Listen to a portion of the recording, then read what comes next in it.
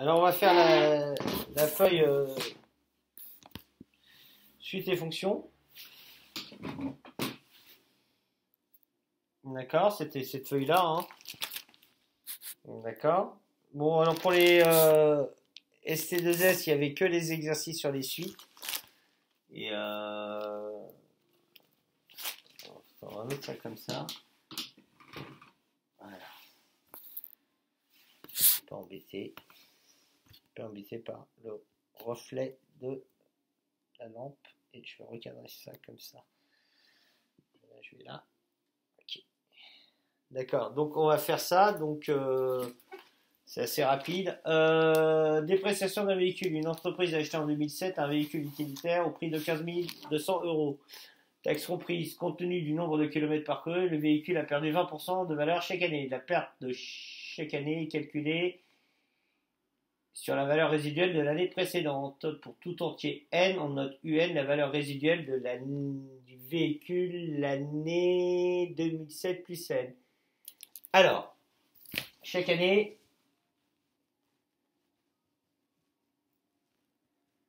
le véhicule perd 20% de sa valeur. D'accord? Donc ça veut dire que UL plus 1, la valeur résiduelle du véhicule l'année N plus 1, l'année suivante, c'est ce que vous aviez l'année précédente. Comme c'est une baisse, on a moins 20% de UL.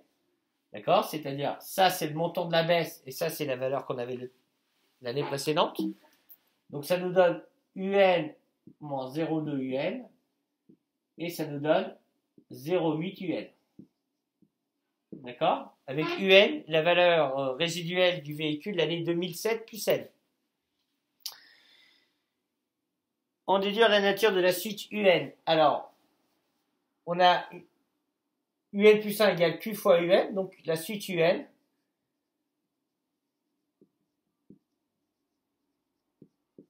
Est une suite géométrique.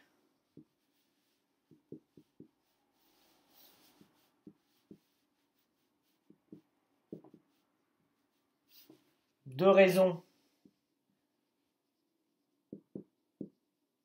Q égale 0,8. Et de premier terme, il faut le mettre à chaque fois. Hein. Parce que souvent, dans les copies que je reçois encore, au contrôle pour les ST2S, c'était pareil. Beaucoup de filles avaient oublié. De premier terme, U0 égale 15 200, c'est-à-dire la valeur résiduelle du véhicule l'année 2007. Calculer la valeur résiduelle du véhicule en 2012. Alors, donc, année.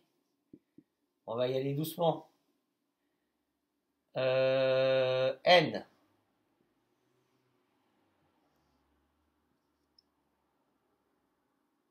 UN. Le terme. Alors, l'année 2007. N égale 0 puisque on commence en 2007 plus N. Et U0. D'accord? 2008, 1, U1. D'accord? Donc 2012, on a N égale 5, U5. D'accord? Ok? Donc pour calculer U5, j'ai besoin d'une expression qui est dans votre cours. Ça s'appelle exprimer le terme général de la suite UN en fonction du premier terme et de la raison. Donc c'est ce qu'on va faire. Donc c'était 0,8 notre raison. Donc on va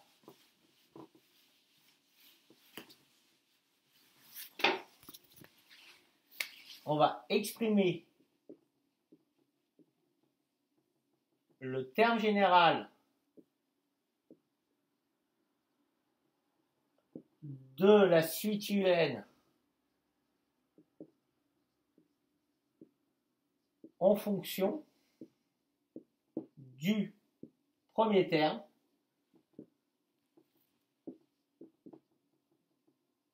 et de la raison.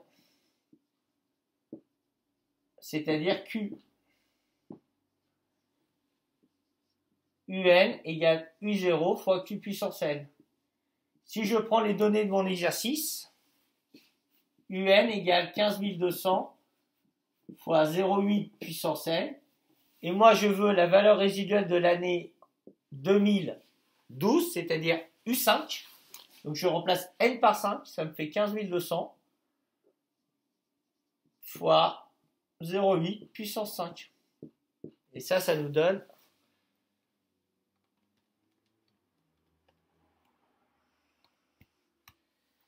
4281. Arrondi à l'euro près peut-être. Ouais, 4480,736, donc 4981 euros. Voilà, pour cet exercice. Et l'autre, c'était un exercice similaire. Sauf que c'est pas une diminution, mais c'est une hausse d'effectifs. Mais bon, c'était pas non plus très difficile. Je dirais même assez facile. Le nombre d'élèves d'un lycée était de 1000 à la rentrée 2009 et 1070 à 2010. Ah si, c'est intéressant. Il y a un pourcentage d'évolution à calculer. Alors, 1000 2009 et 1070 en 2010. Alors ici, je vais appeler ça E0, l'élève, et ça, je vais l'appeler ça E1. E0 comme nombre d'élèves initial et E1 après l'augmentation. Alors, E1, j'aime bien réécrire la formule. E0 plus T sur 100, c'est-à-dire l'augmentation E0. D'accord? Alors, on va faire des petits trucs sympas. Un peu de couleur. Donc ça, je le passe de l'autre côté. Le E0 va devenir moins E0. Donc ça me fait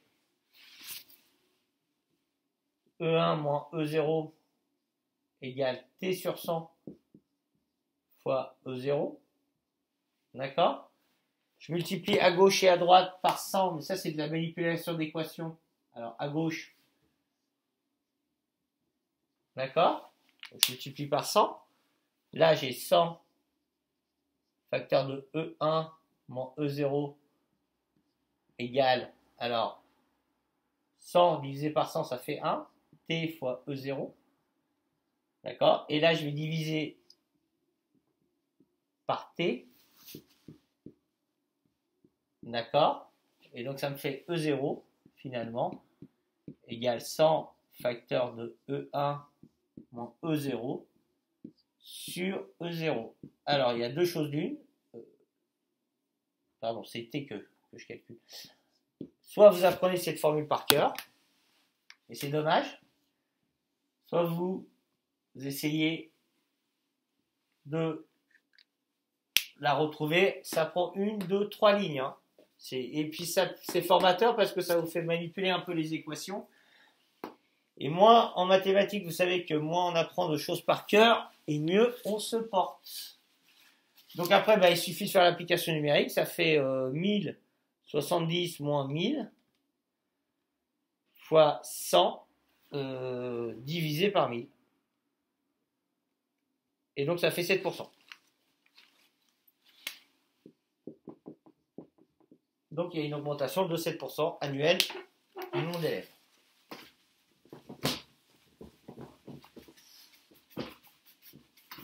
Combien de temps? 9 minutes sur ça.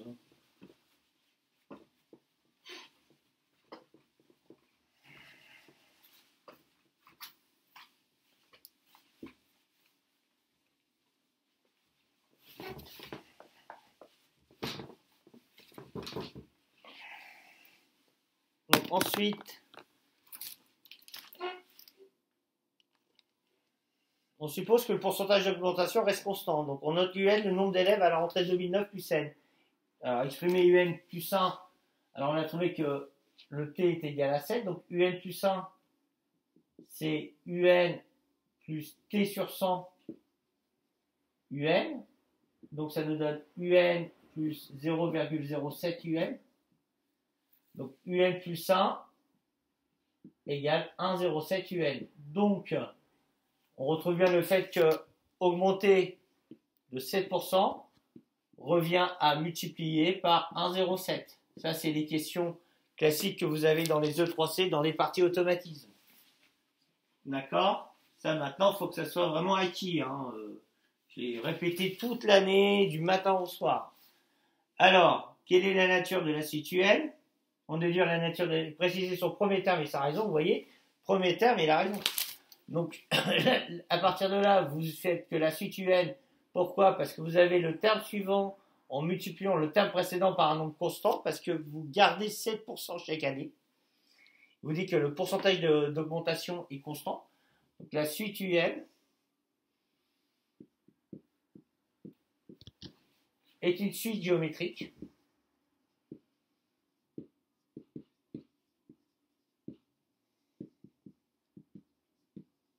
de raison 1,07 et de premier terme, c'est-à-dire c'est le nombre d'élèves l'année 2009, U0 égale 1000. D'accord? Et puis question C, exprimé à l'unité près et par défaut. Alors par défaut, attention, hein, ça veut dire la valeur inférieure, le nombre d'élèves en 2014. Alors, nous on part en 2009, c'est ça, ouais, 2009. N égale 0. Et on a U0. 2010, N égale 1, N, UN. N égale 1, U1.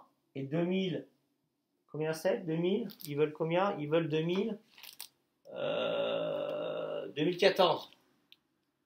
Donc, N égale 5, U5. On veut calculer U5, le nombre d'élèves, l'année 2014. Alors, pour cela, on va refaire pareil. On va écrire. Ça, c'est le petit tableau, c'est pour vous aider si vous avez du mal. Pour ceux, mais sinon, il n'est pas obligatoire. Hein. Alors, je vais le mettre là, comme ça. Donc, le nombre d'élèves. Alors, déjà, exprimons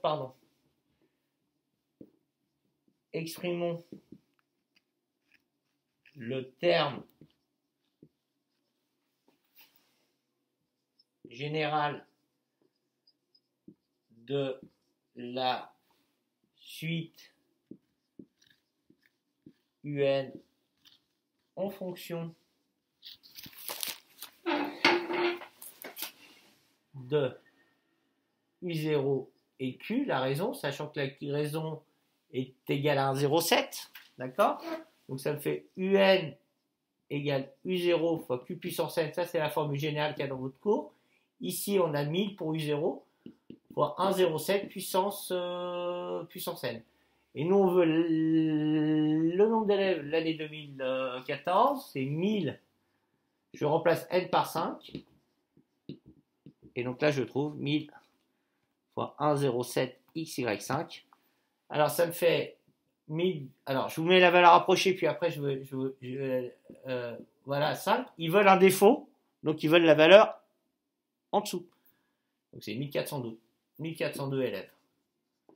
Voilà pour cet exercice. Voilà, je vous laisse noter, faire pause. Voilà. De toute façon, vous allez les corriger aussi. Ah ouais, il y a des filles qui ont eu peur là, ils ont vu 15 fichiers sur une journée de 3 notes, là c'est normal, c'est parce que dans le contenu de séance, bah oui j'ai mis tous les corrigés des sujets. Alors, quand on en a fait un Raymond Badge, j'ai mis tout à la même date. Les corrigés ne sont pas à chercher, hein. N'envoyez pas les corrigés, parce que sinon on va s'en sortir dans cette histoire, ça va pas être commode. Alors, oui, alors pourquoi j'ai dit que l'exercice 3 n'était pas adapté au ST2S, c'est parce que, vous pouvez regarder, hein, mais parce que j'ai pas abordé la notion de discriminant que j'ai abordé avec les STL, car elle n'est plus au programme de première technologie. Ceci étant dit, les STL ont besoin de cette notion parce que plus tard, ils seront peut-être amenés dans leur étude supérieure à utiliser ça. Donc voilà. Alors, question 1A. Ah oui, il manquait une partie de l'énoncé d'ailleurs. que j'avais pas la dernière question. Attendez. Il me manque une partie d'énoncé. Est-ce que j'ai mal imprimé le truc? Et en fait, ça c'est ça, ça c'est ça. Ouais.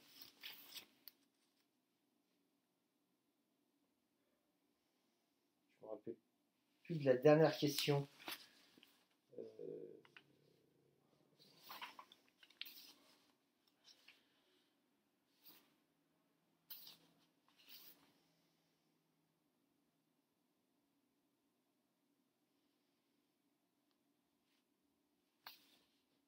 Bon.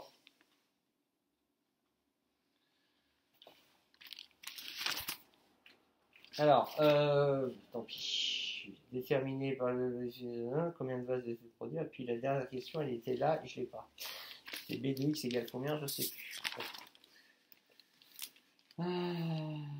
Bon, alors, par lecture graphique, déterminer le coût de fabrication. Bon, bah, ça, c'était les questions 1 et 2, c'était de la lecture graphique. Déterminer le nombre de vases que la saison pour réaliser un bénéfice.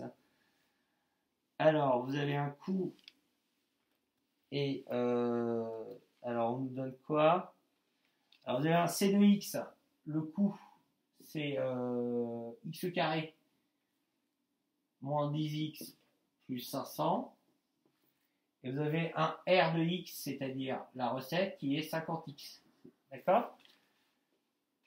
Alors, le coût de fabrication pour 40 vases, et ben, vous allez à 40 et puis vous allez sur la courbe et puis vous faites le report. La production à une unité près qui correspond à un coût total de 1300 euros. Alors, 1300 euros, vous revenez sur la courbe. Ici, 1300 euros en Y. Vous venez là et vous notez le nombre de... À quoi ça correspond? C'est juste de la lecture graphique. Ensuite, le production, on note R de X, tac, tac, tac. Alors, R de X, pourquoi? Parce que un vase est vendu 50 euros. Donc, la recette R de X en fonction de X, du nombre de vases vendus, c'est le nombre de vases vendus fois 50 euros, donc ça va nous donner 50X. Le nombre de vases que... Alors, un bénéfice, le nombre de vases pour que l'artisan fasse un bénéfice, c'est R de X moins C de X. Donc ça va donner X2, non pardon, ça donne 50X, moins X2 moins 10X, plus 500. Donc ça nous fait 50X, moins X carré, plus 10X, moins 500. Donc ça me fait la fonction B de X, ça va être alors moins X carré, plus 60X, moins 500. Ah ouais, là on ne nous donne pas les racines, donc là ça va être un peu compliqué. D'accord. Et donc, comme on ne connaît pas les racines, et ben on va les calculer. Pour cela, on va utiliser le discriminant. Delta égale B carré moins 4AC. On va dire que B est égal à 60, donc ça fait 60 au carré moins 4 fois moins 1 fois moins 500. D'accord? 60 au carré, notre discriminant va être égal à 3600 moins 2000. Donc il est égal à 1600. Delta positif, donc l'équation B de X égale 0 admet deux solutions. Égale 0 admet deux solutions. D'accord? Donc là, alors je vais noter la fonction B de X, là j'en ai besoin. Alors B de X c'est quoi déjà? C'est moins X carré plus 60X moins 500. Et on a un delta qui est égal à 1600. Alors, donc deux solutions qui sont x1, x2 égale... Alors, x1, c'est...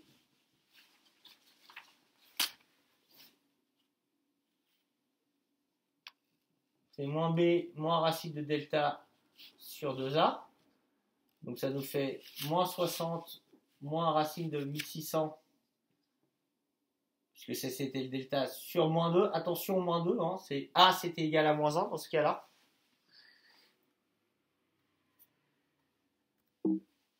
Donc ça fait x1 égale moins 60 moins 40 sur moins 2, ça nous fait moins 100 sur moins 2, et ça nous fait 50.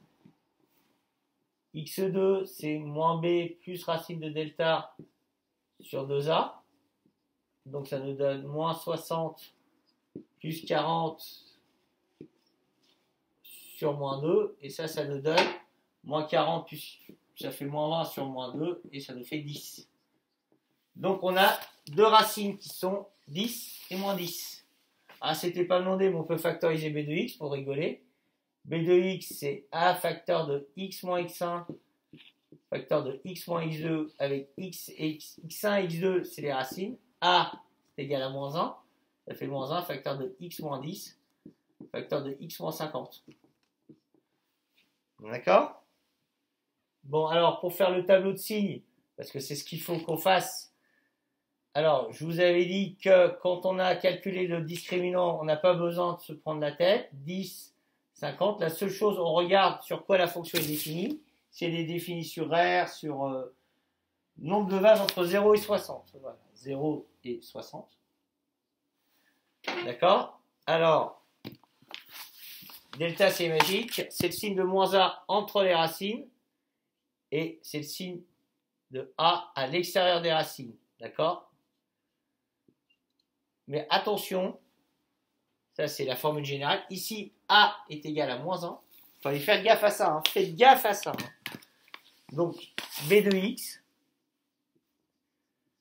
c'est le signe de A à l'extérieur des racines. Donc, ça fait moins, plus, moins. Nul, nul. D'accord? Donc, le bénéfice B de x est positif. Non.